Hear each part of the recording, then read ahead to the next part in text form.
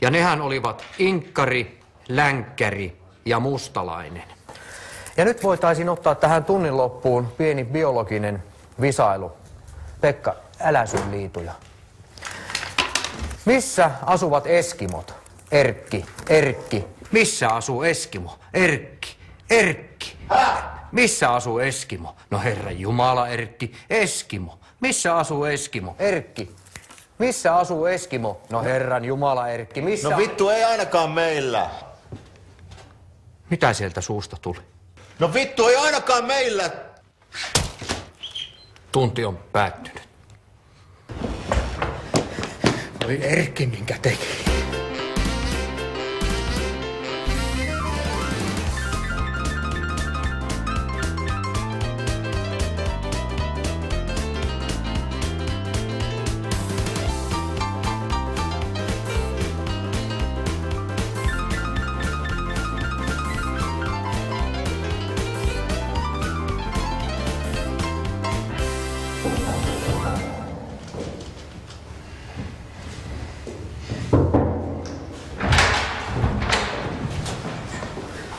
Onko Madetoja? Minä olen. Päivä. Minä olen teidän Erkin opettaja Melarttiin. Tänään tapahtui seuraavaa. Kysyin teidän Erkiltä maantiedon tunnilla, että missä asuu Eskimo Erkki? Missä asuu Eskimo Erkki? Ja Erkki vastasi siihen, että vittu, ei meillä ainakaan, että mitä me tälle asialle voidaan tehdä?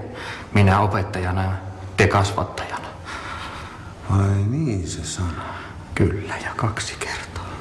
Meidän Erkki on kyllä kasvatettu niin, että se ei koskaan valehtele, että puhuu aina totta.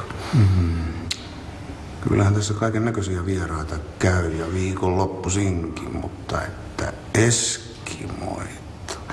Ei, jos se on niin sanonut, niin ei täällä mitään eskimoita asu.